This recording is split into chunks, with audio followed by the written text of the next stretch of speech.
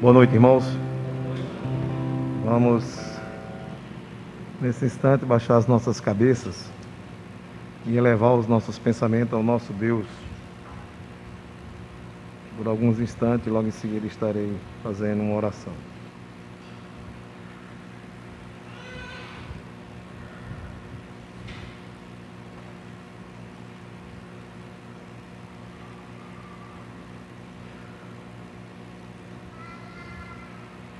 Santo Deus, querido Pai, nós, nesse instante, ó Deus, nos apresentamos ao Senhor para louvar, para glorificar, para engrandecer o seu santo nome. Pedimos ao Senhor que capacite a cada um de nós, pois, de fato, nós não temos nada a oferecer a Ti. Se o Senhor mesmo não nos capacitar. Diante, ó Pai, de Ti, estamos aqui para adorar. Pedimos a Tua inteira direção por este culto, em nome do nosso Senhor e Salvador, Jesus Cristo. Amém.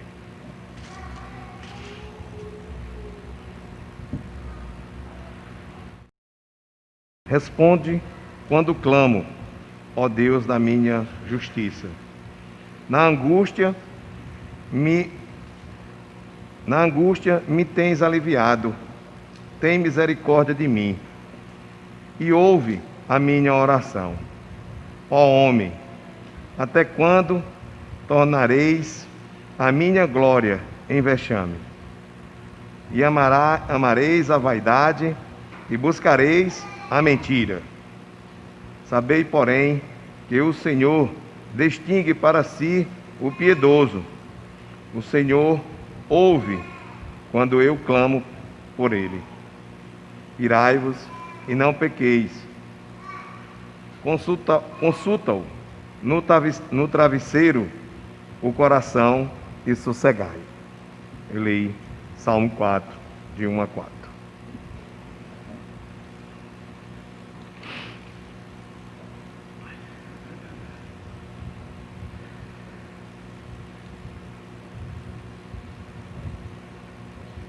Vamos ter agora o nosso tema.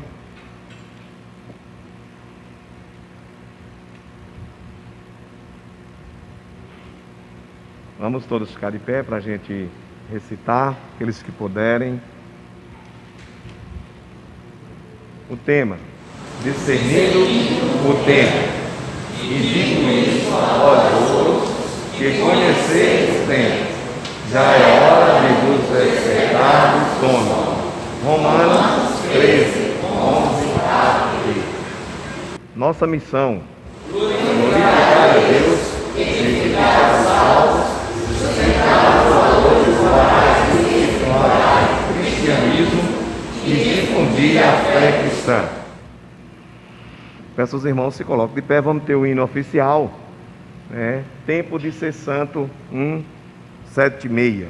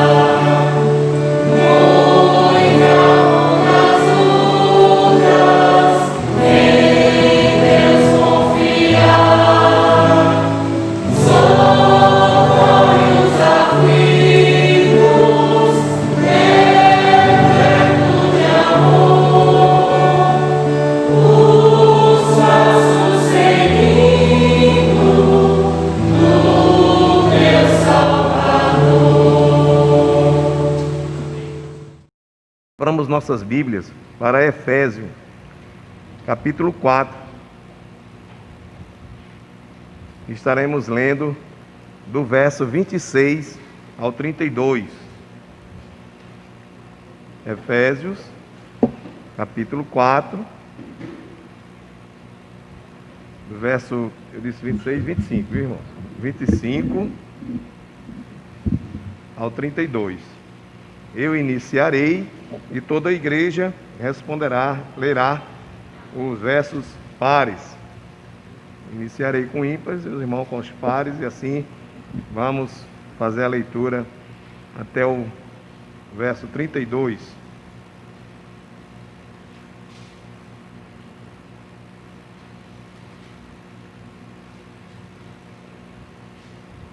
Diz assim a palavra do nosso Deus: por isso, deixando a mentira, fale cada um a verdade com o seu próximo, porque somos membros um dos outros. Vai-vos e não pequeis, não se ponha o sol sobre a vossa ira. Nem deis lugar ao diabo. Não fuja, antes trabalhe, fazendo com as próprias mãos,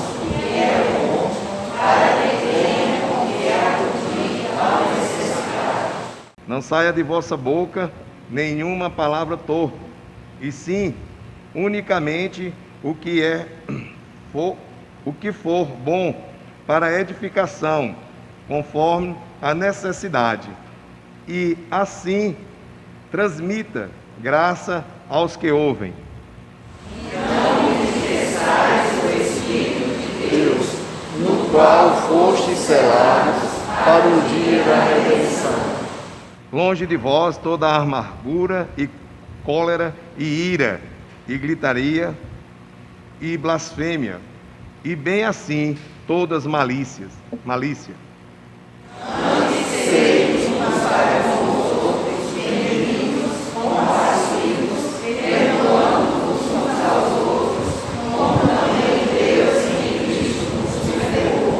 Amém. Podeis assentar, irmãos.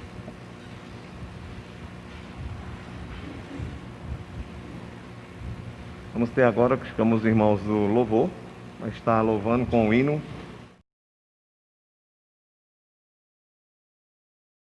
417.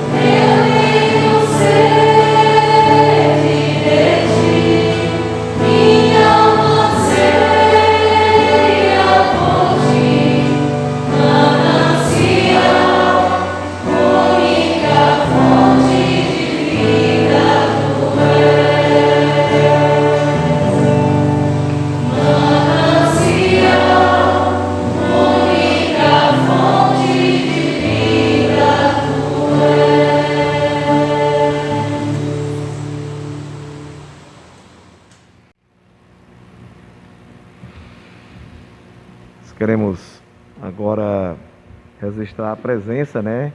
Essa senhora que eu esqueci o nome, mas conversamos ali, eu conheço já de muito tempo. Graça, né?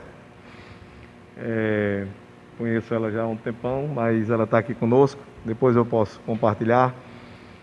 Dona Graça, seja bem-vinda, bem-vinda. Se sinta à vontade no nosso meio, que o Senhor, nosso Deus, fala o seu coração nessa noite, como tem falado com cada um de nós, é o que o nosso desejo. Também temos Alexander e... nome? Alguém passa aí que... É Edneide. Já nos visita há um tempo, né? Já é conhecida. Também desejo mesmo que o Senhor nosso Deus fale os seus corações nessa noite, né? E se sintam à vontade em nosso meio. E vamos ter um especial agora com nossa irmã Sofia.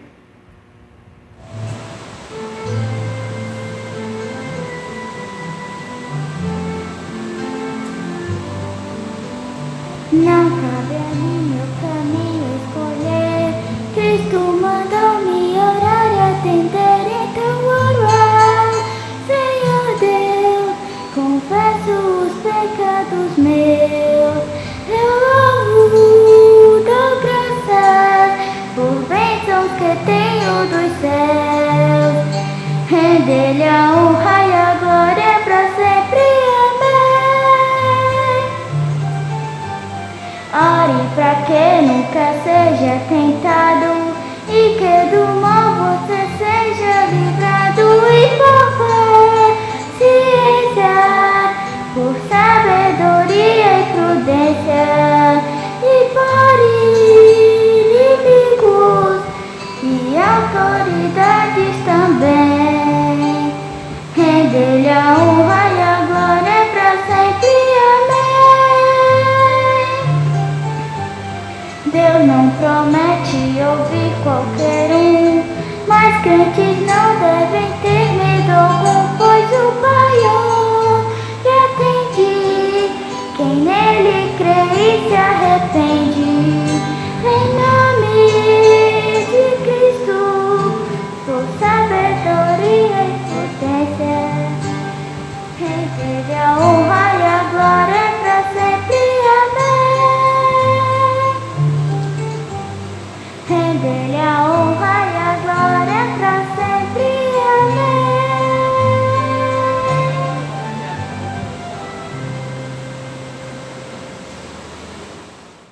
Eu pedi ao nosso irmão Gibson, vamos elevar a Deus uma palavra de oração, agradecendo pelos hinos, pelos especial e também pelas pessoas que nos visitam nesta noite. Peço o nosso irmão Gibson.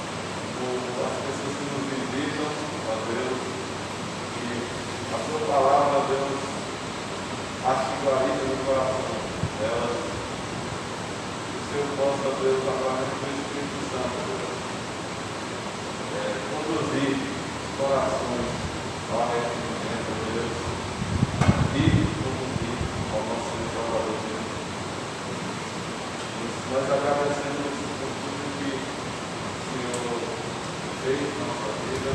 Agradecemos pelos estudos, pelos contatos, pela sua palavra que nós ouvimos hoje. É uma honra, um prazer ter acesso à sua palavra de forma tranquila, de forma que a gente possa estar desde publicamente estudar e aplicar a nossa vida. Nesse momento, a Deus, pedimos pelo pastor Ademir, que o servo que vai estudar mais uma vez a sua palavra. Pedimos a Deus que o Senhor use através do Espírito Santo. E quando eu for proferir as palavras, que essa palavra venha ao nosso coração e faça produzir mudanças. E principalmente a Deus, glorifique o teu nome, que nós possamos sair cada vez mais aqui, te amando e conhecendo cada vez mais. Oração fácil, nossa chamada de Jesus Cristo.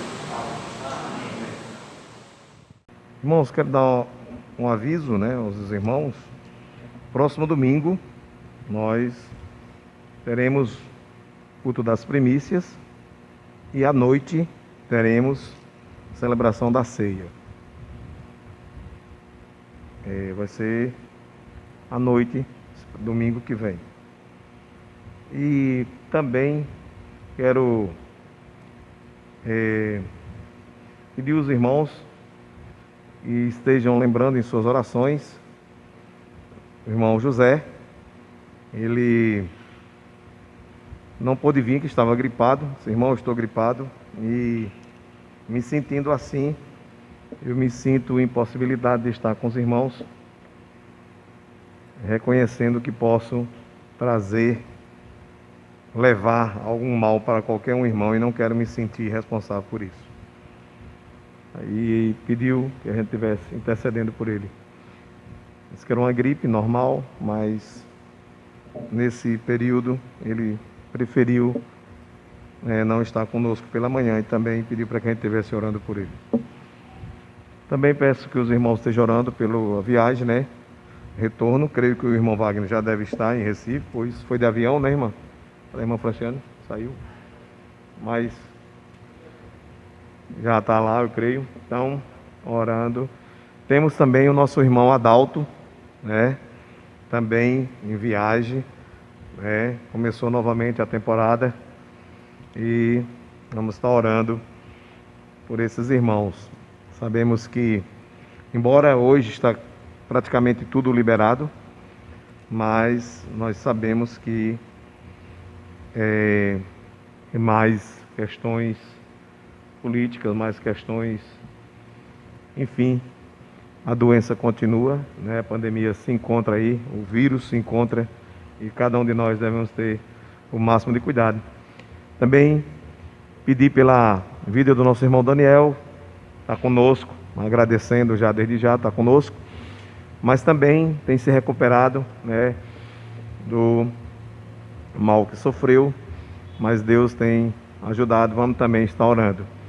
Eu vou pedir ao nosso irmão Pedro Carapiá que esteja intercedendo ao nosso Deus para a vida desses irmãos, né?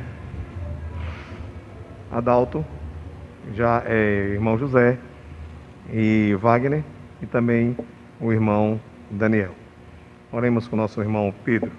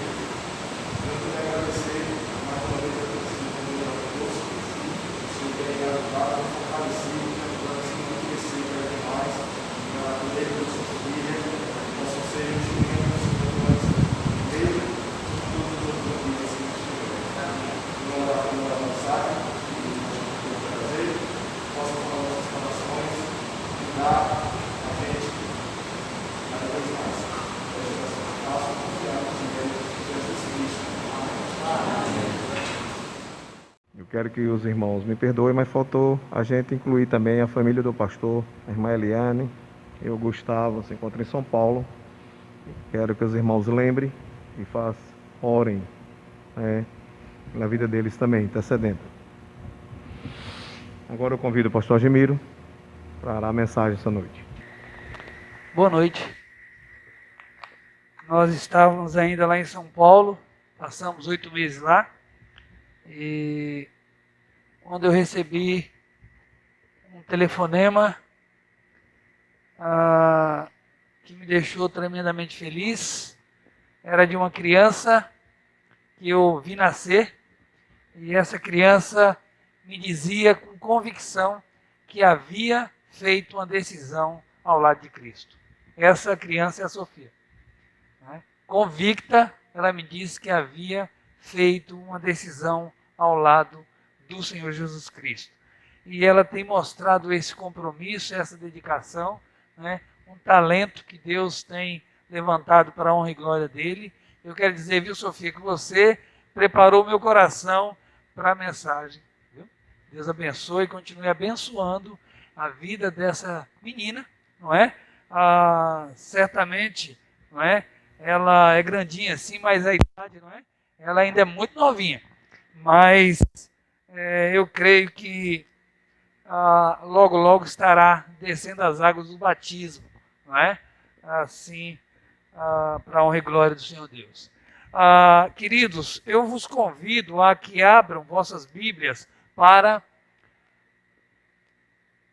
Isaías 41, um texto um pouco mais longo que nós vamos ler, mas vamos ler todo, não é? Isaías 41 é o texto que nós vamos, em cima do qual nós vamos pregar nessa noite, em reverência à santa palavra de Deus. Estou sentindo a falta de também, não é? Alguns irmãos já não têm vindo, como o irmão Narcisa. A Ana Maria disse que não estaria hoje à noite. E o irmão Lorival. Tá bem? Tudo bem com ele? Então tá bom. Tá certo. Então, Isaías 41, de 1 a 20, vamos fazer uma leitura alternada entre vozes masculinas e femininas, sempre em uníssono. Então, os homens iniciarão, as mulheres irão na sequência, e vamos fazer essa alternância aí até o versículo 20. Isaías 41, de 1 a 20, vamos ler todos esses versículos, tá bom? Vamos lá, homens podem nos ajudar. Pedro, inicia aí para que os homens possam seguir-te. 41, vamos lá. Perante mim, ó ilhas, e os povos renovem as suas forças. Cheguem-se e se então falam, peguemos e pleitemos juntos.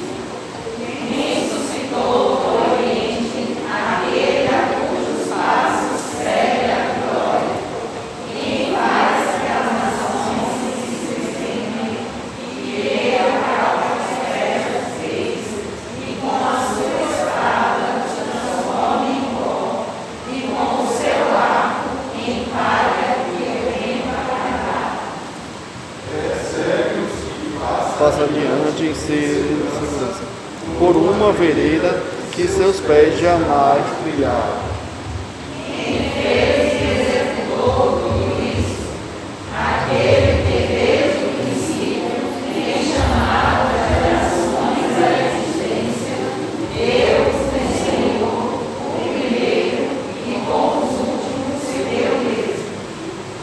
Os países do mar viram isto e temeram. Os fins da terra tremeram, aproximaram e vieram.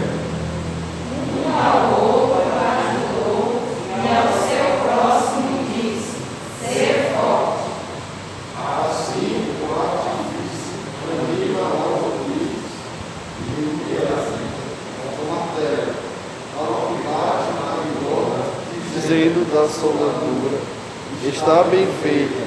Então, com pregos, fixa o ídolo, para que não oscile.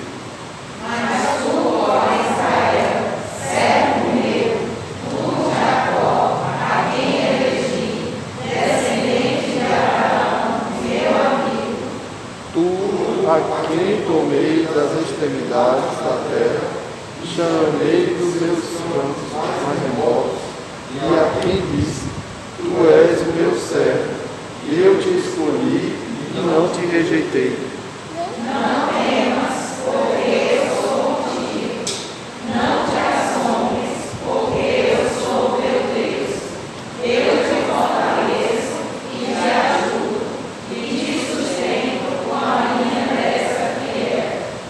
Eis que envergonhados e confundidos serão todos que estão indignados contra ti, serão reduzidos a nada, e os que contendem contigo perecerão.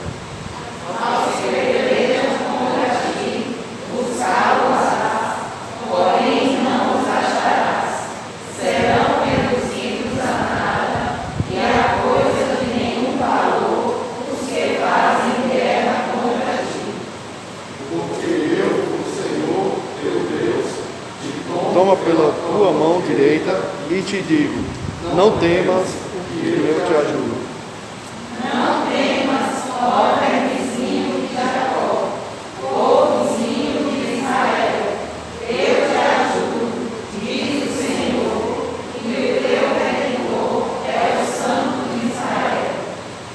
Eis que farei de ti um trilho cortante e novo, armado de lâminas duplas, os montes trilharás e moerás, e os outeiros reduzirás a palha.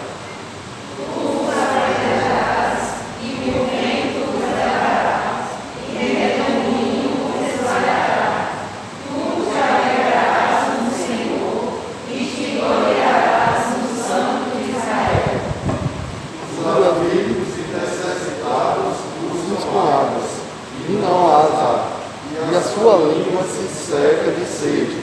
Mas eu, Senhor, os ouvirei, eu, o Deus de Israel, não os desampararei.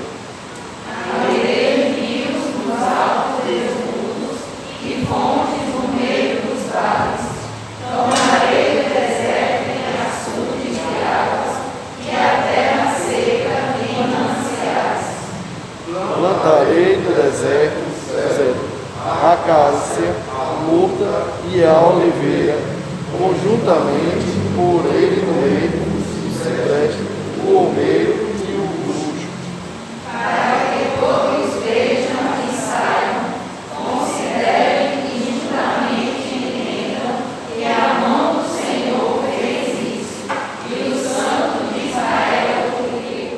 Pode entrar, irmã. Vamos, irmãos, vamos mais uma vez orar.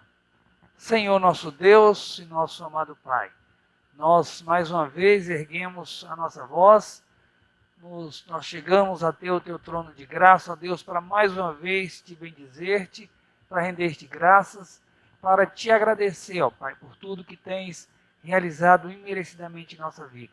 Obrigado, ó Deus, por esse privilégio que temos de estarmos reunidos para te prestar culto. Obrigado, ó Deus, por tudo que já pudemos fazer em teu louvor, pelas preces que aqui foram, ó Pai, dirigidas até o teu trono. Ó Deus, te agradecemos pelos louvores que entoamos ao Senhor. Te agradecemos pelas vezes que a tua palavra foi lida, ó Deus. Enfim, te louvamos pela presença de cada pessoa que aqui está, porque cremos, Pai, que o Senhor motivou, tocou no coração de cada uma para que aqui estivesse. Também, ó Deus, aquelas pessoas que, por razões maiores, não estão conosco, rogamos que a tua graça, a tua misericórdia os acompanhe. E agora, ó Deus, também nós queremos te agradecer por este momento, onde a tua palavra foi mais uma vez lida. Obrigado por esse privilégio. E queremos expressar a nossa dependência do teu Espírito, pedindo que ele nos vale e nos ajude, ó Pai, agora, não só, ó Deus, na compreensão, mas também na aplicação dessa palavra. Que sejamos, ó Deus, sinceros e honestos diante do Senhor e que possamos fazer as devidas aplicações. Ajude o teu servo, porque a tarefa, ó Deus, ela é por demais nobre, mas ele depende inteiramente de ti, porque é o Senhor que pode o capacitar. Em nome de Cristo, nós gratos oramos. Amém. Podeis se sentar, queridos irmãos. Nessa noite eu quero vos falar sobre o tema estímulo. Eu quero pensar com vocês sobre o tema estímulo. E antes de passarmos para a mensagem propriamente dita, eu gostaria então de falar um pouco sobre esse tema, introduzir esse tema. E alguns anos atrás, eu acompanhava, como bom esportista que sou, eu acompanhava uma entrevista de um técnico de futebol que se dizia totalmente contrário à ideia de um jogador de futebol precisar de estímulo para que possa, então, desempenhar bem a sua função. Então, esse treinador de futebol, ele dizia, é uma entrevista muito antiga, hoje ele nem está mais na ativa, não é? E ele, então, nessa entrevista, ele se dizia contrário àquela, não é, a necessidade de um jogador de futebol precisar, então, de alguns estímulos para que pudesse, então, desempenhar bem sua função. Então, ele apontando para algumas coisas que faziam parte da estrutura do clube onde ele trabalhava, não é? Ele apontando para algumas coisas que faziam parte da estrutura,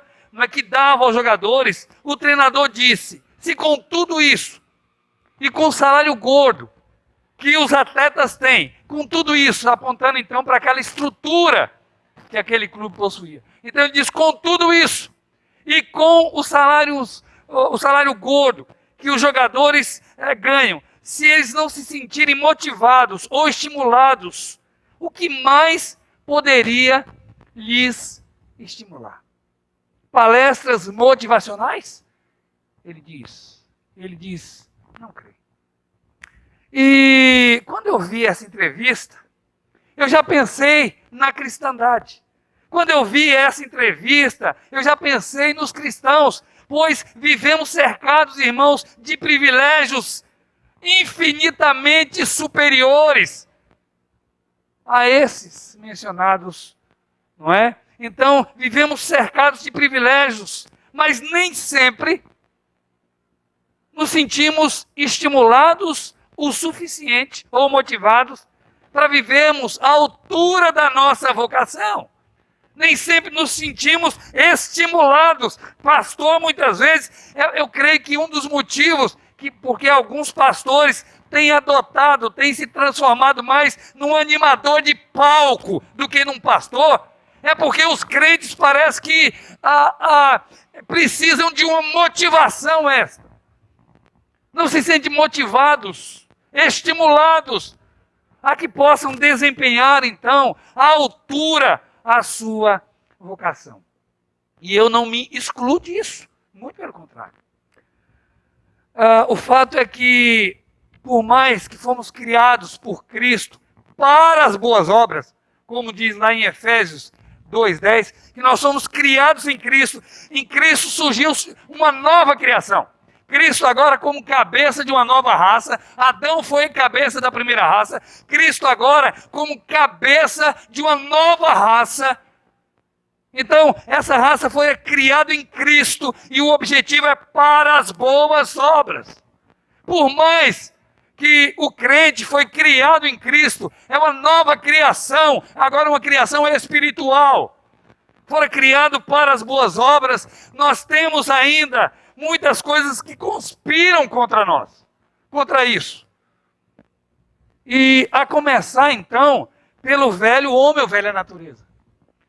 Por mais que, não é? Então, por mais que nós sejamos cercados de privilégios, devido então a essas conspirações, a velha natureza que ainda labuta, trabalha em nós, e é contrária ao Espírito Santo, nós precisamos de motivação. É por isso que o escritor de Hebreus, foi por isso que ele diz, lá em Hebreus, olha o que ele diz, deixa eu pegar aqui, tá? Olha o que ele diz, e consideremos-nos uns aos outros para nos estimularmos ao amor e às boas obras. E ele fala da necessidade de congregarmos a fim de nos estimularmos ao amor e às boas obras. Ora, Não deveríamos ter estímulo suficiente por sermos uma nova criatura? Mas, como eu falei, a velha natureza, o velho homem ainda conspira contra nós. E nós precisamos, então, de estímulos. E ele diz, consideremos uns aos outros para nos estimularmos ao amor e às boas obras. Hebreus 10, 24. Definitivamente, meus queridos irmãos, precisamos de estímulo. E pensando na necessidade de estímulo, a cena ou o pano de fundo aqui, ou a figura emprestada aqui é um tribunal. E nesse tribunal o juiz começa dizendo, calai-vos, vocês não têm nada que para dizer. Então é um tribunal, é uma cena emprestada de um tribunal, e o juiz, ele que é o Senhor Deus, ele diz, calai-vos, fiquem em silêncio, porque eu vou falar. Então é uma cena emprestada, o pano de fundo aqui, ou então a figura emprestada aqui é um tribunal. E ele começa, todos em silêncio. E ele começa então, meus queridos, falando que historicamente, ele começa falando historicamente das vitórias de Ciro, rei da Pérsia. Mas até então a Babilônia tinha sujeitado Judá ao cativeiro e outras nações, não é? Depois de ter destruído muitas das suas cidades, inclusive a sua capital, Jerusalém. Mas Deus então surpreende a Babilônia com Ciro, um novo ator que desempenha o seu papel no palco da vida e termina com o poder da Babilônia. E Deus, ele pergunta por 3 vezes, quem fez isso? Quem deu esse poder? Quem? É uma pergunta retórica. Exige só reflexão. Lembrando que Deus falou, calai-vos. Calai-vos, fiquem quietos.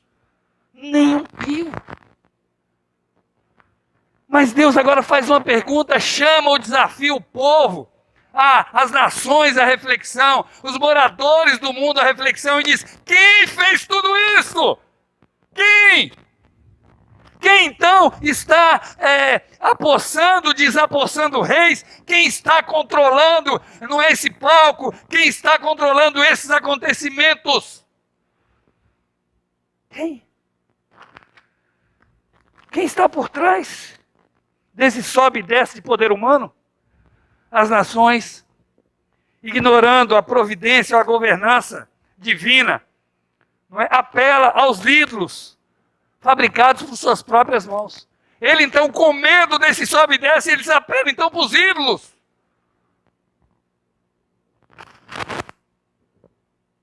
Leia aí o versículo, por favor, leia para mim.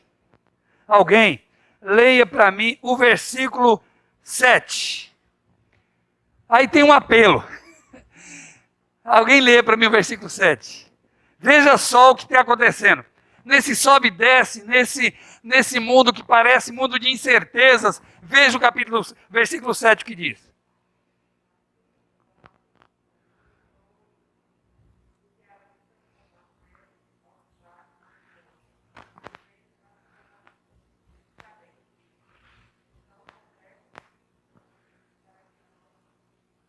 Isso.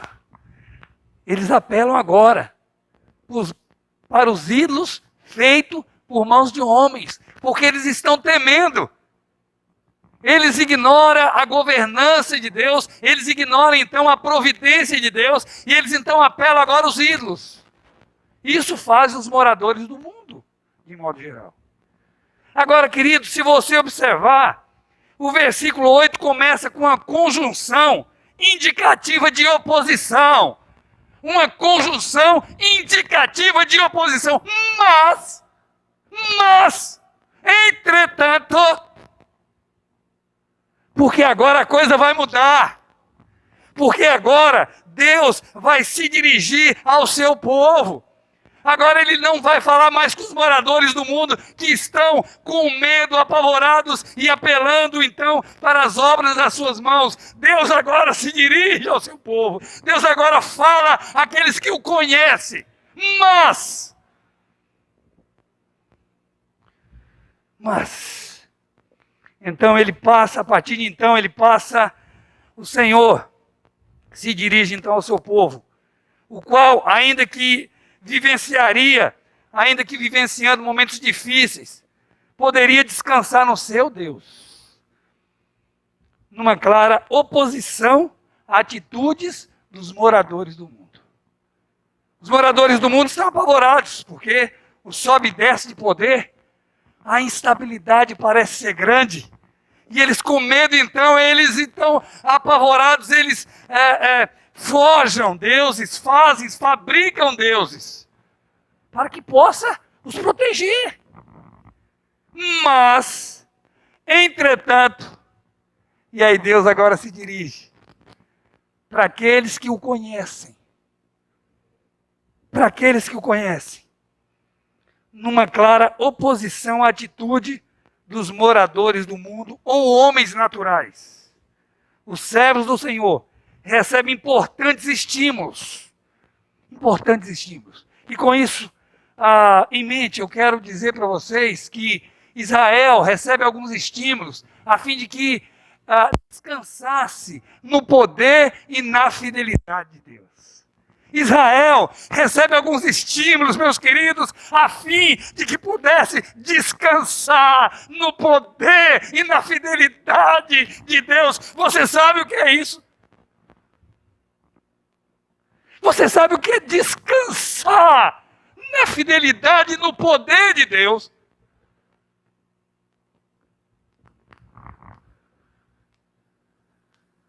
Nós cantamos muitas vezes, mas eu acho que a gente precisa, começar a considerar mais o que nós cantamos. Nós cantamos descansando nos eternos braços do meu Deus. O que é isso, meus queridos irmãos?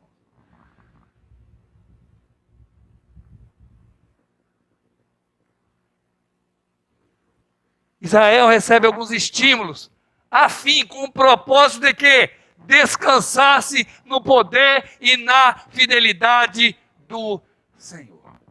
E você pode me perguntar, pastor, conforme esse texto, quais estímulos Israel recebe a fim de que descansasse no poder e na fidelidade do Senhor? Olhando para esse texto, pastor, quais são esses estímulos? E nessa noite eu quero pensar com vocês em pelo menos 3 estímulos que Israel recebe a fim de que descansasse no poder e na fidelidade de Deus. Vamos deixar Israel de lado? Você é crente. Não crente como o diabo, porque o diabo também é crente.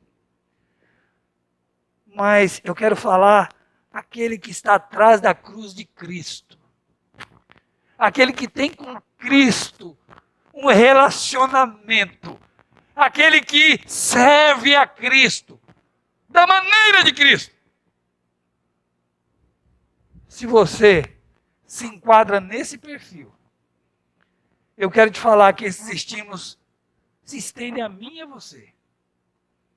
São extensivos a você. Não ficaram restritos lá a essa época. Mas são estímulos extensivos. Chega no século XX com a mesma força.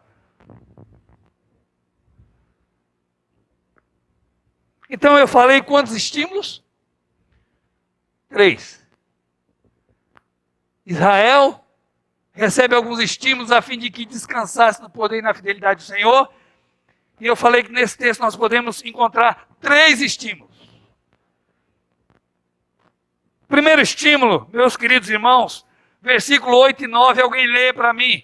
É claro que ele não vai estar dizendo, olha, eu sou um estímulo aqui. Nós temos que interpretar o texto, interpretar o versículo e tirar dele o que Deus quer falar conosco. Vamos lá, versículo 8 e 9. Mas tu, ó Israel, servo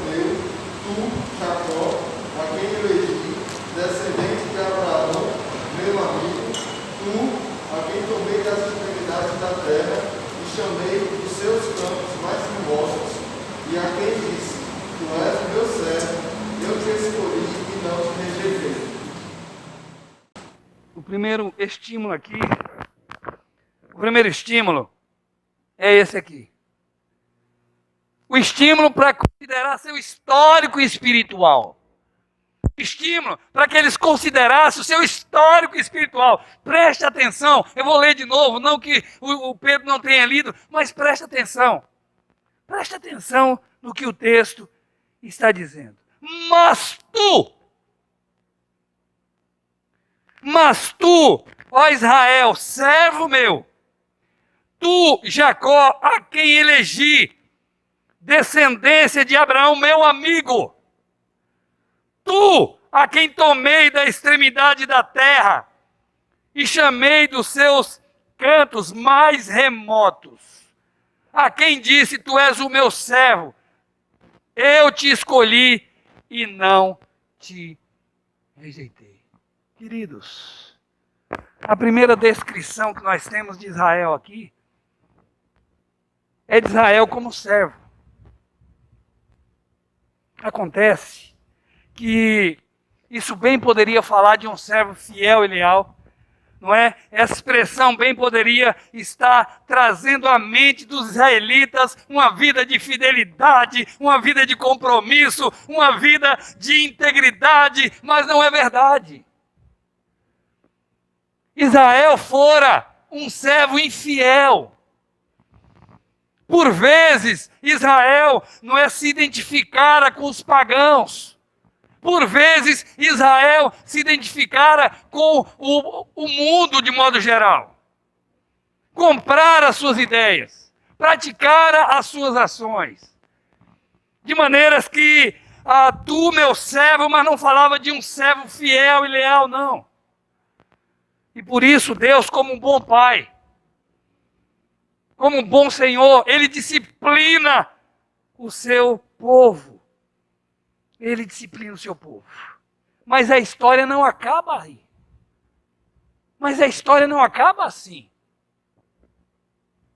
Afinal de contas, Jacó foi eleito. E agora fala: Jacó, meu eleito. Agora Jacó foi eleito por graça e não por mérito. Então, o que era um quadro difícil, traz agora para uma atmosfera de esperança. Porque Jacó também é eleito, não por mérito, mas por graça. Quando o texto apresenta o nome de Abraão, está na verdade trazendo à tona a aliança que o Senhor fez com ele e seu descendente. E com base na fidelidade do Senhor para com a aliança que fez com Abraão, o Senhor faria que Israel saísse, faria com que Israel saísse do cativeiro. Israel sairia do cativeiro.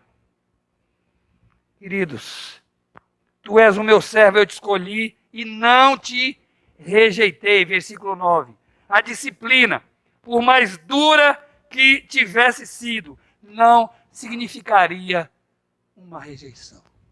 Eis um pouquinho, bem resumido, do histórico espiritual de Israel.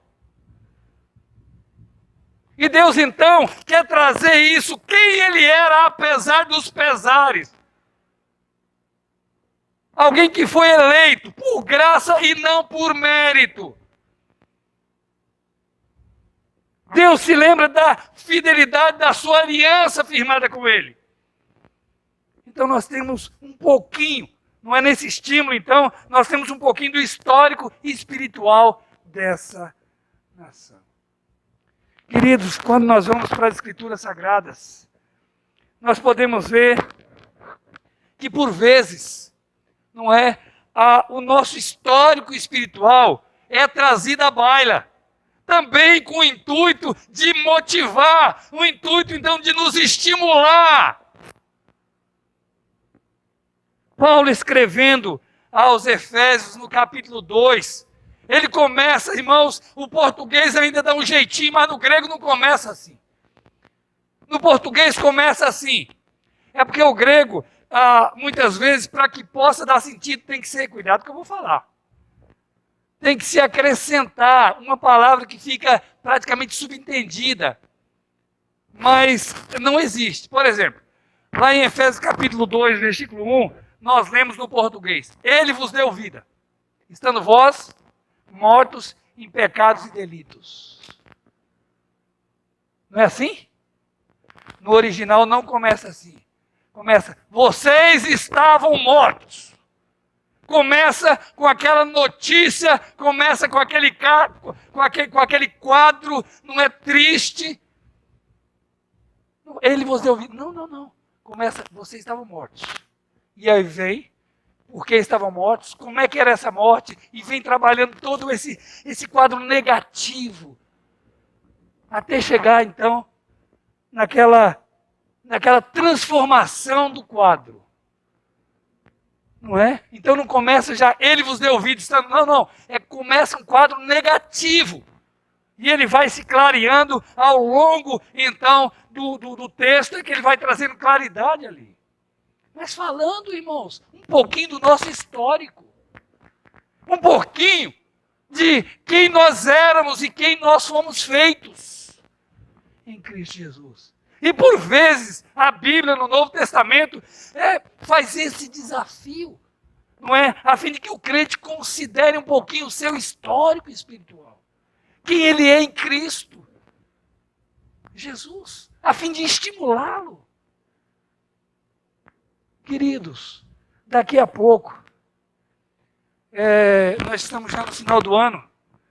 O ano passou, devido a tudo que vocês bem sabem, o ano passou de uma maneira, eu quero que pelo menos para mim, de uma maneira até mais rápida. Nós estamos aí chegando no final do ano, estamos em outubro. E logo, logo nós vamos ter, não é, as emissoras de televisão, os meios de comunicação, fazendo então a sua retrospectiva do ano. Certamente Covid-19 vai ser um assunto estourado aí. Certamente todo as consequências dessa pandemia vai ser um assunto que certamente vai figurar entre os principais assuntos. E eles esperam chegar no final do ano para retrospectiva 2020. Deixa eu falar um negócio para você. O cristão não precisa esperar o final do ano. O cristão, ele precisa fazer uma retrospectiva da sua vida. Mas precisa ser uma retrospectiva honesta.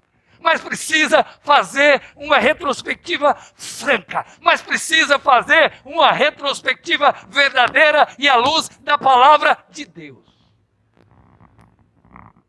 E se o fizer? E se o fizer à luz da palavra de Deus? Você vai ver que sobrou infidelidade da tua parte.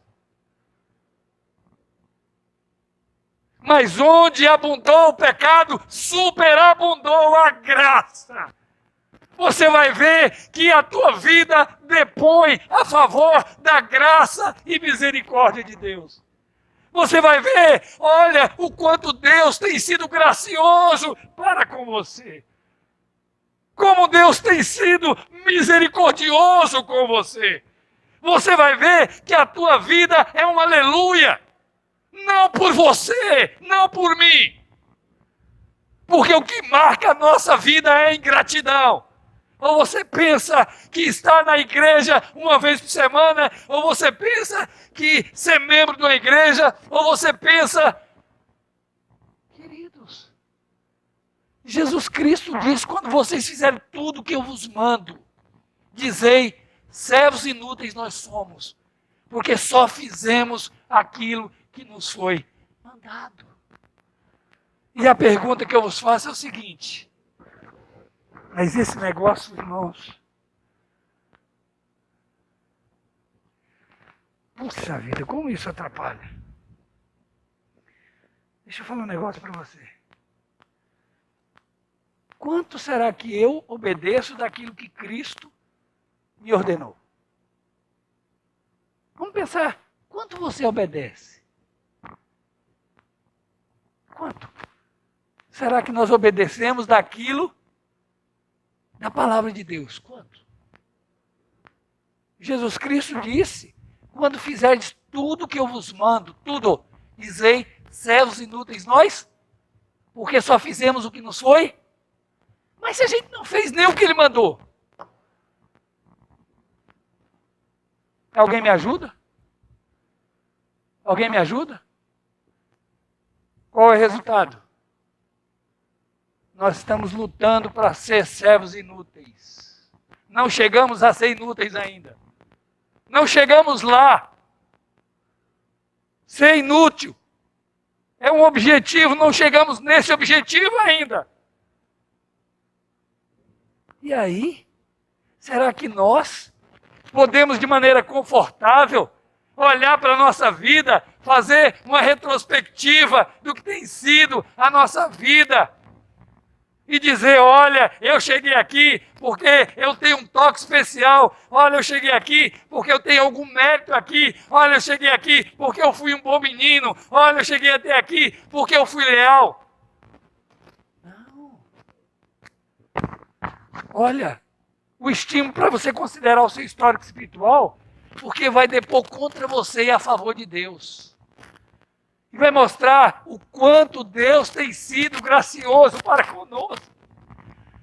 Literalmente, olha, irmãos, definitivamente, se até aqui chegamos, foi porque Deus foi gracioso para conosco. Você e eu não temos mérito nenhum. Os fatos depõem contra nós, mas depõem a favor da graça de Deus. Não é porque os crentes são pessoas perfeitas, não. É porque os crentes acharam graça diante, misericórdia diante de Deus. E se você, na verdade, olha, quando você então considera o teu histórico espiritual, um pouquinho do teu histórico espiritual, você vai certamente descansar no poder e na fidelidade de Deus. Se formos infiéis, vamos lá, completo. Se formos infiéis, Ele permanece fiel, porque não pode negar a si mesmo. Já pensou? Deus é gracioso comigo. Não é a teologia da retribuição, mas é a teologia da graça. Deus me abençoa porque Ele é dadivoso. Ele te abençoa porque Ele é abençoador. Mas mérito, na nossa parte, não existe nada. Isso nos faz descansar no poder de Deus, na fidelidade de Deus. Você não precisa pensar, duvidar do seu amor, você não deve duvidar do seu amor. Israel, quando Deus falou, eu vos tenho amado, Israel, de uma maneira descarada, diz, como o Senhor tem nos amado? Aonde o Senhor tem nos amado? E Deus então fala da eleição. A eleição é uma prova do amor de Deus para conosco. Queridos, deixa eu falar um negócio para vocês. Nós estamos mal acostumados. Olha, é graça. É algo que nós não merecemos, não. Uma vez uma pessoa foi me dar um presente e diz assim, olha, você não merece, não. Eu falei, se eu merecesse, não era presente. Era um prêmio. A pessoa foi me dar um presente e falou, você não está merecendo, não. Eu falei, mas então, eu acho que você está entendendo errado. Você aprendeu com quem dar presente assim? Eu vou te dar porque você foi um bom menino. Não é essa uma mentalidade mundana? Papai Noel vai colocar um presentinho ali para aquela criança que foi um bom menino? Que ideia de graça é essa? Que se passa? Não, meus queridos. Sabe por que você pode descansar no poder e na fidelidade de Deus? Porque quando você olha para o teu histórico espiritual, você vê amostras da graça, bondade e fidelidade de Deus para com você. Quando você olha, o que você vê? Você consegue se olhar e achar que você tem chegado até onde você tem chegado por mérito pessoal? Você tem coragem? Quando eu olho, eu só vejo, olha, depõe contra mim e a favor da graça de Deus. Mas outro estímulo que Israel recebe, a fim de que descansasse no poder e na fidelidade de Deus. Ainda outro estímulo nos vem dos versículos 10 a 14. Alguém leia, por favor. Não temas, porque eu sou contigo. Não te assombres, porque eu sou o teu Deus. Eu te fortaleço e te ajudo, e te sustento com a mão destra de guerra. Eis que envergonhados e confundidos serão todos os que estão inclinados honestos. Serão reduzidos a nada, e os que contendem contigo perecerão. Aos que pelejam contra ti, os causados, porém não te acharás.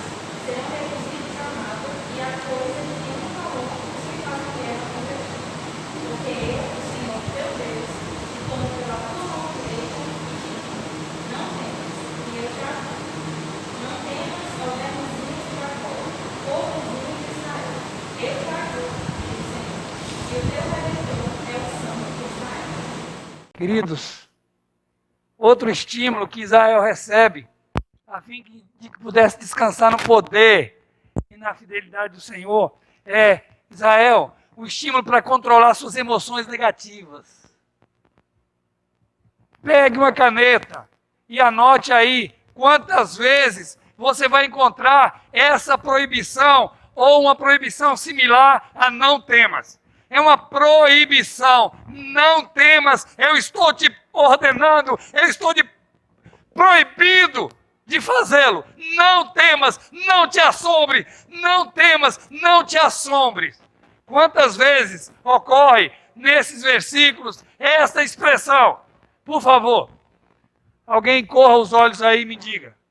Quantas vezes essa expressão, ou uma expressão similar, não te assombres, é uma proibição, é uma ordem para controlar suas emoções negativas, é um incentivo, é um estímulo para que Israel controlasse suas emoções negativas.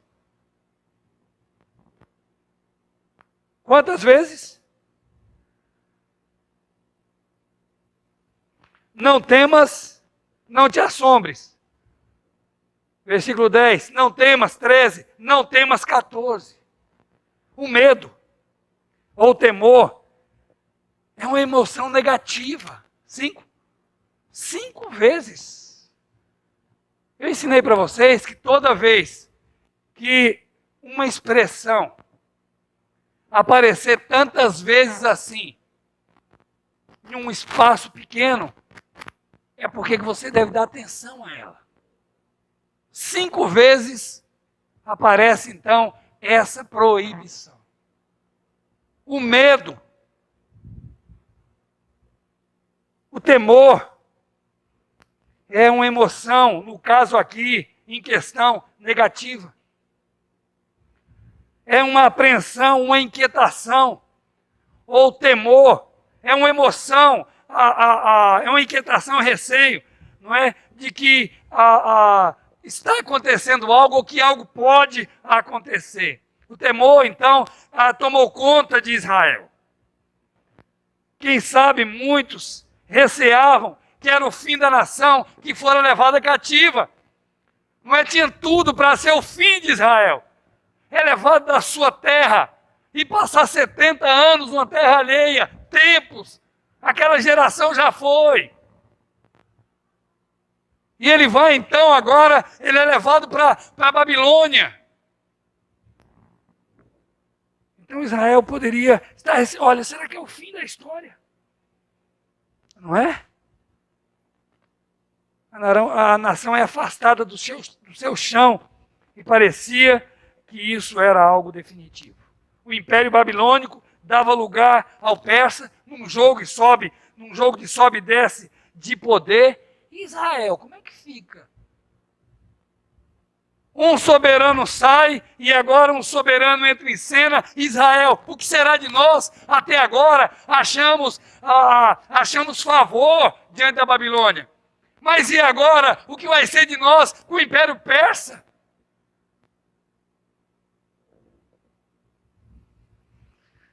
Como serão os novos senhores? Por mais que eram escravos já adaptados ao poder da Babilônia, eles já eram escravos adaptados ao poder. E agora surge um novo poder. Mas o que será? Irmãos, no entanto, num cenário de causar medo, o Senhor dá uma ordem ao seu povo de Israel. Não temas. Se era uma ordem, qual é a conclusão lógica que nós tiramos daí? Se é uma ordem, eu posso dar uma ordem para você, não fique doente. Posso? Posso? Por que eu não posso? Vamos, gente. Não pegue Covid de maneira nenhuma. Não quero que você pegue Covid. Por que eu não posso dar essa ordem para vocês?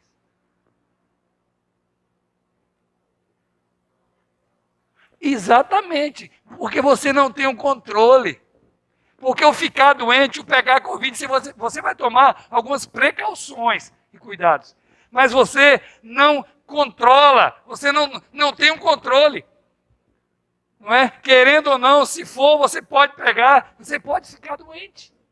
Mesmo com todos os cuidados. Agora, se Deus dá uma ordem aqui, se Deus é enfático nessa ordem, é por quê? Porque eles podiam controlar suas emoções, eles podiam abandonar o medo, o temor, eles podiam sair daquela situação. Eles poderiam, então, controlar suas emoções negativas e estava no poder deles. Porque senão Deus não daria uma ordem. Queridos, estava no poder deles de fazê-lo. Eu li em algum lugar que o medo é um dos grandes saqueadores da humanidade. Nas minhas leituras eu li que o medo é um dos grandes saqueadores da humanidade. E Benjamin King, ele escreve em seu livro A Conquista do Medo, ele escreve o seguinte: durante a maior parte da minha vida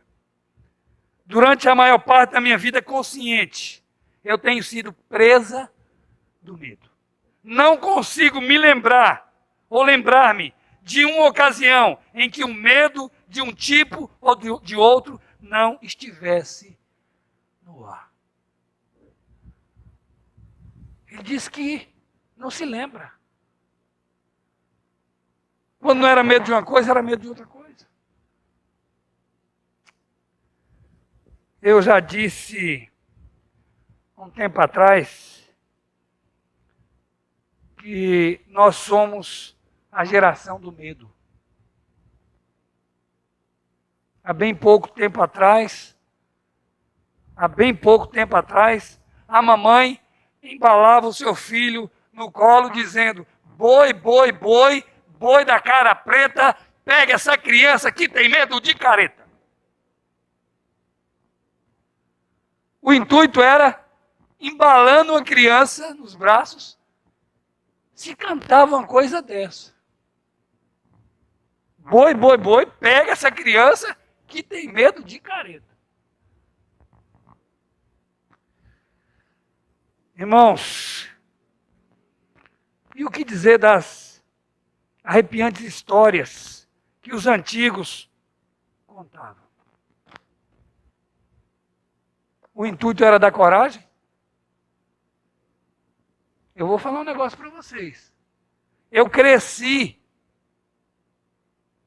Eu ensinei meu filho diferente. Meu filho não tem medo do escuro. Meu filho não tem... Não, sem esse tipo de coisa. Porque eu cresci, irmãos, para mim me desvencilhar dos medos que me foram colocados durante a infância. Como é que adultos vão ficar contando histórias aí, imagine, não é? Ali, para uma criança, e a criança ouvindo aquilo, imagine aquilo entra na mente da criança, aquilo é terrível. Olha, para mim me desvencilhar de muitos dos meus medos, não foi fácil não. Irmãos, no campo espiritual, como eu já falei, uma teologia da retribuição e não da graça tem feito com que muitos morram de medo. Me lembro de um rapaz, olha a tolice, ele me disse que Deus escreve o nome do indivíduo ou da pessoa com lápis no livro da vida. E com o tempo isso vai apagando. Então Deus tem que estar repassando ali, porque senão o nome da pessoa no livro da vida vai apagando. Mas quantos medos, quantos temores infundados nós temos? Do que você teme? Muitos temem um compromisso efetivo com Deus. Muitos temem homens. Do que você tem medo? O medo tem sido algo paralisador, não é? É por isso que João diz, o perfeito amor lança para fora o medo. Do que você tem medo? Muitas vezes a falta de compromisso, a falta de assumir um compromisso com Deus, as pessoas fazem por medo. O medo de dizer que é cristão, medo dos homens. E o salmista ora a Deus, ele receiava, mas aí é um bom receio, ele receiava aquele coração dividido. E ele diz assim, Deus, Senhor, dispõe o meu coração para temer só o teu nome. Ele não queria um coração dividido entre temores, não é, de homens, e temer a Deus. Jesus Cristo nos ensinou a quem nós devemos temer. Mas muitos, não é o medo ou a covardia dos homens, o medo, não é não é dos homens, o medo de assumir um compromisso. Quantos medos impedem então dos cristãos de serem as pessoas que eles precisam ser? Quantas pessoas ficam paralisadas pelo medo? Israel estava assim. Israel estava dessa maneira. Israel vivia esse momento. Não entendia muitas coisas, não é? A situação, o quadro era amedrontador. Você tem medo do Covid? Não tem medo do Covid, eu tenho medo da morte. Por que você tem medo? Lembremos, o perfeito amor lança para fora o medo. De que medo ele fala? Aquele medo que te impede de ser a pessoa que Deus quer que você seja. A Bíblia diz que o justo é intrépido, corajoso, como o leão. Ele não é atrevido, ele é audaz. Ele não é atrevido, ele é destemido. Deixa eu falar um negócio para vocês. Foi com covardia que os discípulos morreram em nome do Evangelho?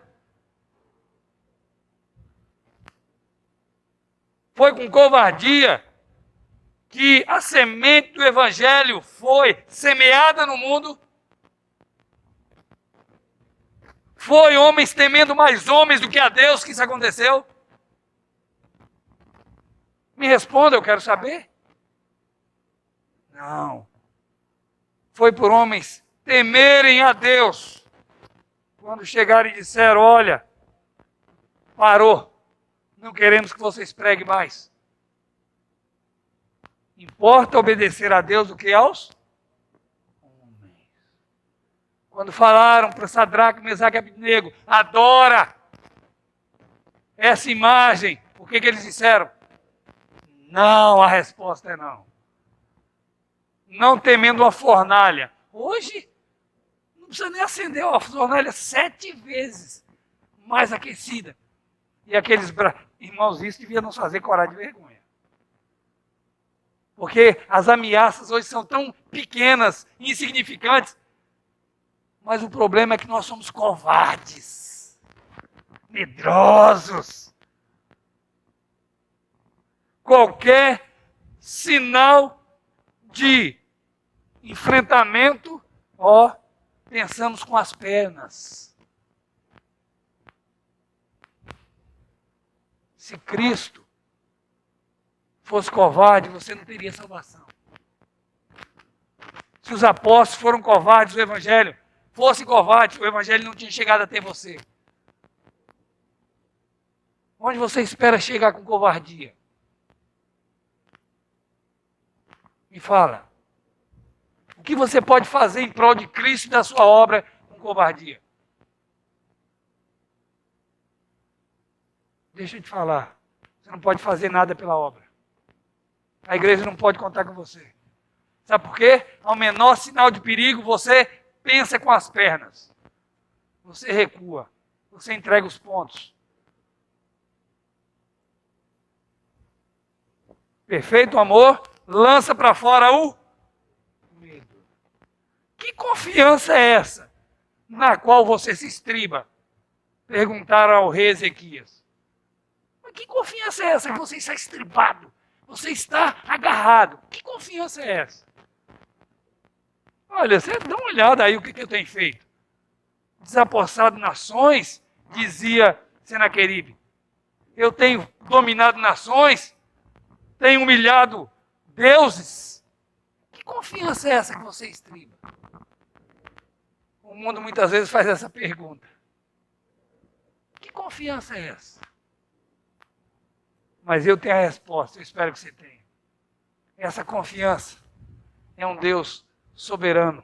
Essa confiança é num Deus todo-poderoso. Essa confiança é num Deus que tudo pode. Essa confiança é num Deus de amor, Deus de graça, Deus de misericórdia. Essa confiança é num Deus que não engole as suas palavras. Eu te explico a minha fé. Eu te explico a minha confiança. Eu te explico a minha intrepidez. E o meu destemor. Queridos, mas por último,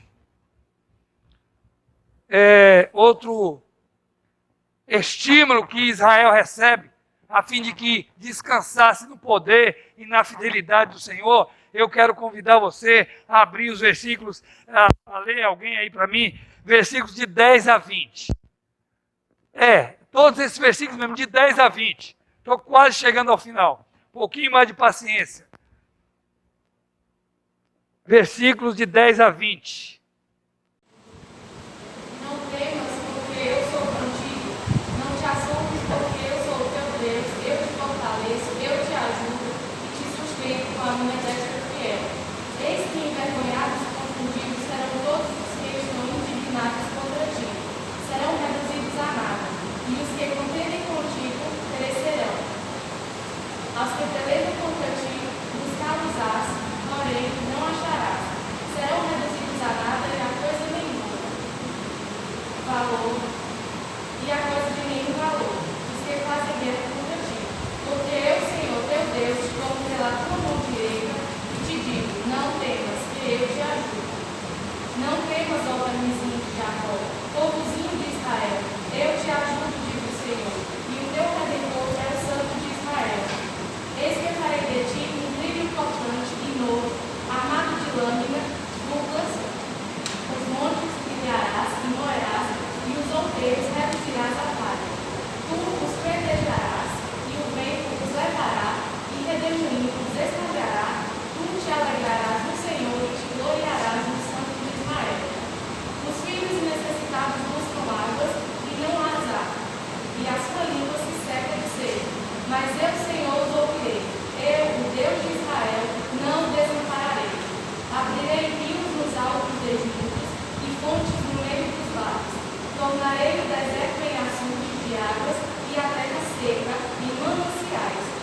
Plantarei no deserto o cedro e a acácia, a murta e a oliveira.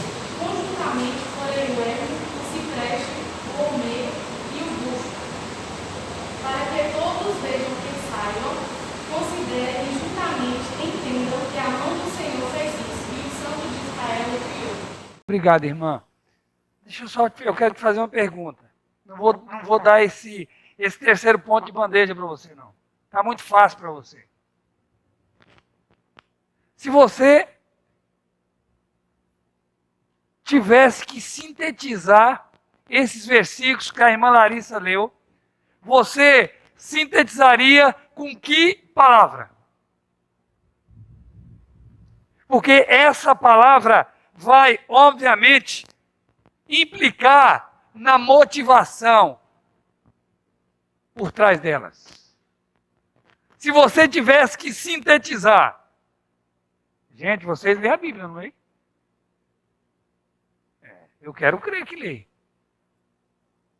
Porque é impossível você ler tudo que a irmã leu e não vou até tirá-la agora, deixá-la, porque ela estava lendo, mas você estava só ouvindo.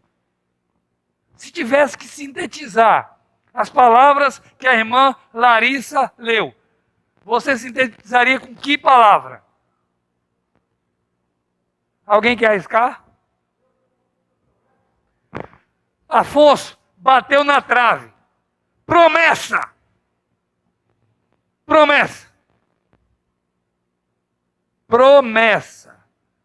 Esses versículos podem ser sintetizados com a palavra promessa.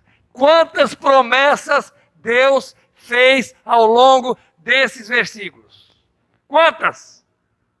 Não precisa contar. Inúmeras promessas, muitas promessas, coisas que ele faria. Mas quando Deus promete, o que ele está motivando, incentivando e estimulando? A fé. Então o que nós vemos aqui, meus queridos irmãos, é um estímulo para manter sua fé viva. Deus está falando, olha o que eu farei, confie em mim, olha o que eu farei, confie em mim, olha o que eu farei, confie em mim. Deus está se nos dando em promessas. Deus estava se dando a Israel em promessas.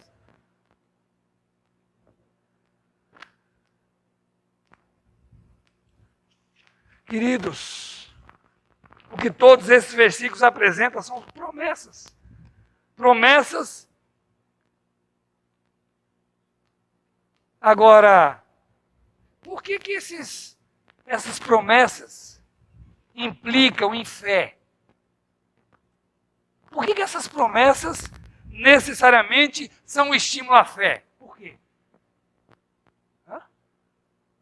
Vamos? Por que essas promessas são um estímulo à fé? Porque quem está fazendo essas promessas não é homem, é o Deus fiel. É Deus que está fazendo essas promessas. É Deus que está dizendo, eu farei. Quem está prometendo é quem é fiel e poderoso para cumprir.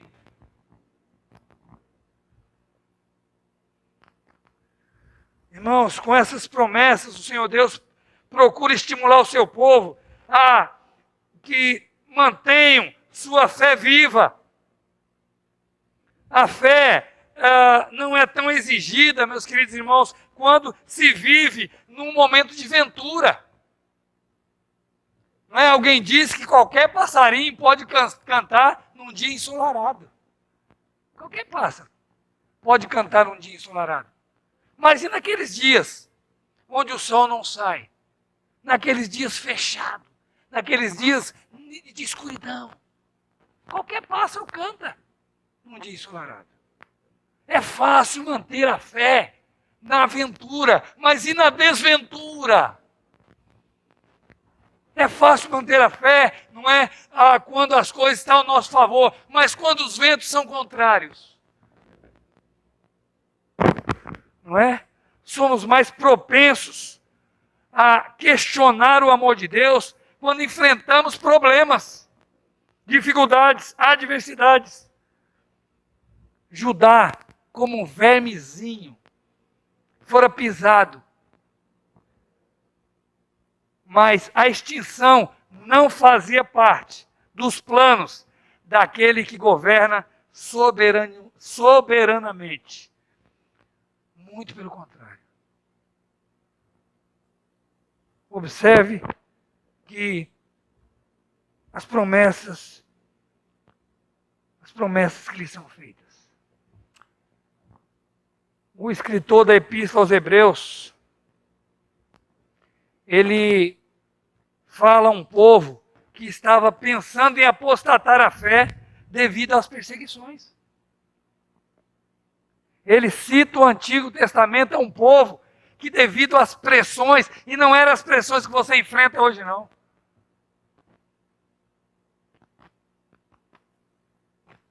As pressões que nós enfrentamos hoje são vergonhosas. Eles enfrentavam a pressão verdadeira.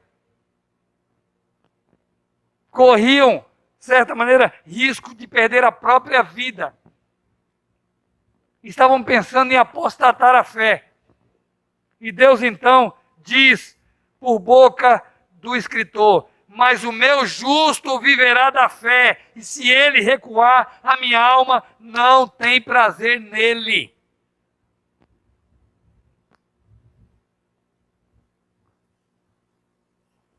O combustível do meu justo é a fé.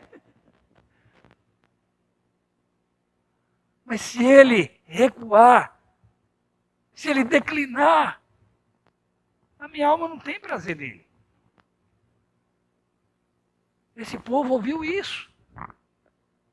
Tudo o que não é exercitado vai ficando atrofiado. Irmãos, muitas vezes na igreja, quando senta, eu só vejo coisa rangindo. É verdade. Não tem feito exercício, não tem feito nada. É um tal de range danado aqui. Tudo que não é exercitado vai ficando atrofiado. Isso no plano físico, quanto no plano espiritual. Se você não exercita a tua fé no pretérito, não resolve para questões presentes, não. A fé precisa ser no presente. Olha, eu tinha fé, meu querido. Vai me desculpar. A fé no pretérito não resolve. A fé tem que estar no tempo presente. Dadas as nossas limitações naturais, não enxergamos muita coisa, não é verdade? O que você enxerga e o que eu enxergo? Fiz um óculos e ainda fizeram errado, porque de perto eu não estou enxergando nada. Se eu tirar aí que eu não estou enxergando nada mesmo. Mas de perto eu não estou enxergando nada. De longe ainda vai. Mas nós, no plano espiritual, não enxergamos muita coisa. A não ser aquilo que está à nossa frente. No entanto, para piorar, às vezes não conseguimos enxergar nem mesmo o que está em nossa frente. Às vezes, nos vemos mergulhados em certezas que parecem não ter fim. Olhamos, mas tudo o que vemos é uma névoa densa que nos impede, ou que impede nossos olhos, de ver a pouca distância à nossa frente. Eu creio que a grande maioria de nós, se não todos, já passamos por momentos assim. E, se não, certamente passaremos, pois isso não é uma prerrogativa de alguns. Todos nós. A vida é assim. Vamos passar momentos. Eu me lembro que lá em São Paulo eu tinha um membro da igreja que morava lá no litoral. Toda segunda-feira eu levava essa pessoa lá no litoral, cedo, muito cedo. Para quem não conhece a Estrada de Santos, irmãos, é uma serra muito alta. Muito alta. E há muita serração ali. E muitas vezes eu chegava ali, a estrada fechada. Então vai um carro da concessionária muito grande, cheio de luzes, e os carros descem em comboio. Você não enxerga, só enxerga a lanterna dos carros. Só aqueles dois, e é assim, se um cair, todos vão serra abaixo. Irmãos, é assim, não enxerga nada, nada, nada, nada, nada. Tem que descer em comboio. Muitas vezes na vida nós não temos, irmãos, não enxergamos nada. Parece que essa névoa toma conta de tudo. Não sabemos, não temos resposta. Mas como nós temos aprendido, meus queridos irmãos, é aí que entra a fé. É aí que nós precisamos ativar a nossa fé. Aí é que nós precisamos lembrar das promessas que Deus nos fez. Não precisamos colocar palavras na boca de Deus, porque as palavras que Ele colocou na boca dos seus servos são suficientes para nós. Hoje, não é? As pessoas estão querendo colocar promessas na boca de Deus. Ele não vai cumprir. Ele cumpre aquilo que Ele falou. Não aquilo que as pessoas pensaram ou disseram que Ele falou.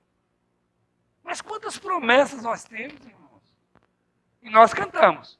Ó, como é rica e doce as promessas do Salvador Jesus, nosso Rei. Ó, como é grande e doce as promessas do Salvador Jesus, nosso Rei. Cantamos. Mas eu quero ver, é no teu dia a dia. É se as promessas de Deus têm te dado o alento necessário.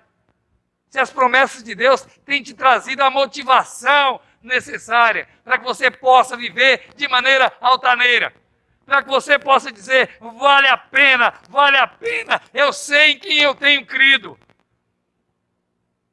Começar bem é uma coisa, você tem que continuar bem. Nós temos que fechar nossa carreira como Paulo fechou. Isso aqui, ele deu um tempo na igreja. Não estou falando para ninguém aqui, viu, gente? Aqui é só suposição. Mas, olha, a coisa mais extraordinária que se diz uma pessoa, quando ela está ali, em um culto fúnebre, quando ela está ali no caixão. Viveu com o Senhor. Morreu confiando no Senhor. Morreu mantendo a sua fé no Senhor. Morreu esperando, acreditando, servindo no Senhor. Meus queridos irmãos, o estímulo para manter sua fé viva. Como falamos, Israel recebe alguns estímulos a fim de que descansasse no poder e na fidelidade de Deus. Primeiro, o estímulo para considerar seu histórico espiritual. E esse histórico espiritual vai aprontar o quê? Qual é o resumo desse histórico espiritual? Graça. Nós cantamos, maravilhosa graça. Graça de Deus sem par. Como poder cantá-la? Como hei de começar? É maior que a minha iniquidade. Graça de Deus. Nossa história é uma história de graça. Você tem um belo nome, viu? Você tem um belo nome, viu? Graça. Um professor de teologia chega para aplicar uma prova de teologia muito difícil. E os alunos apreensivos, quando ali eles demoram para fazer uma prova muito difícil, ele recolhe as provas e fala, fulano de tal, 10. Fulano de tal, 10. E as pessoas dizem, mas professor, eu não tirei 10, porque isso é graça. Estou ensinando na prática o que é graça para vocês. Graça resume nossa história. Estímulo a controlar suas emoções, negar. Calma, controle-se. Deixa o desespero para quem não conhece o Senhor. Epa, respire fundo. Calma.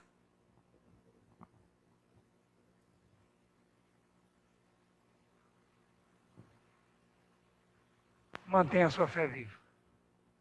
Certamente, estímulos que vão nos levar a descansar no poder e na fidelidade de Deus.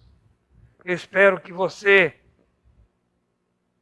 possa ser estimulado, receber esses estímulos e que você possa cantar, descansando nos eternos braços do meu Deus.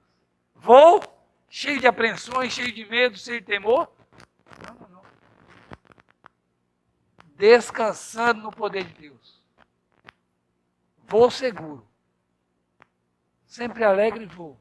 Bem contente estou. Descansando no poder de Deus. Luta sem cessar. Hei de atravessar. Descansando no poder de Deus. Curva a tua cabeça. Feche teus olhos. Você se sente estimulado nessa noite?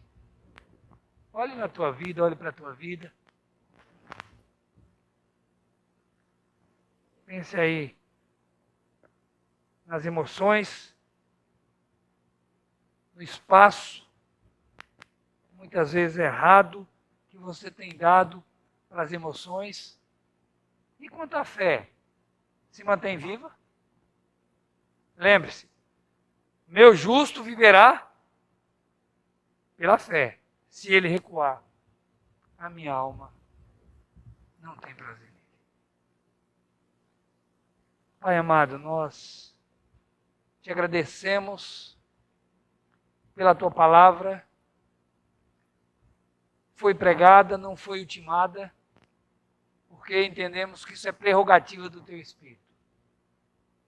Que ele possa fazer esse trabalho no coração de cada um dos teus servos. Os inquiete, os incomode. Mas que essa palavra, Pai, possa achar guarida em seus corações. Nós assim oramos, confiados nos méritos do Senhor Jesus. Amém.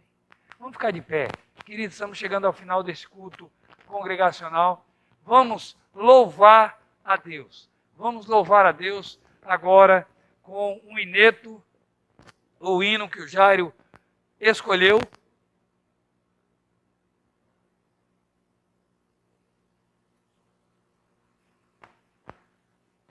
Vamos cantar esse ineto.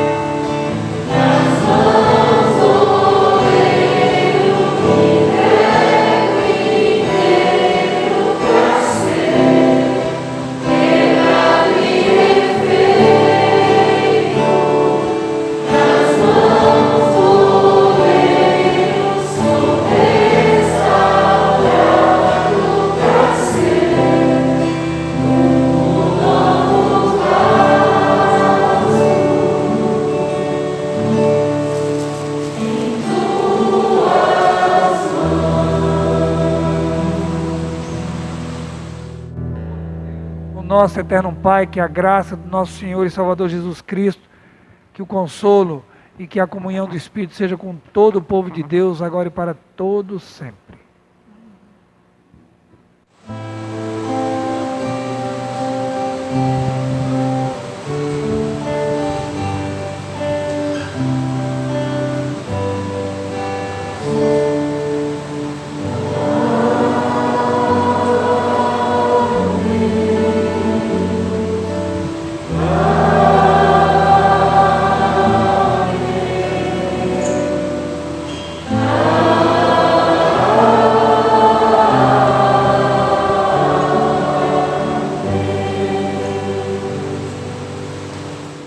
Poder se sentar com oração silenciosa ao som do pós-lúdio instrumental. Estamos então finalizando esse culto congregacional e que Deus continue abençoando cada um de nós. Agradecemos pela presença de você que nos visitou nessa noite e que Deus vos abençoe.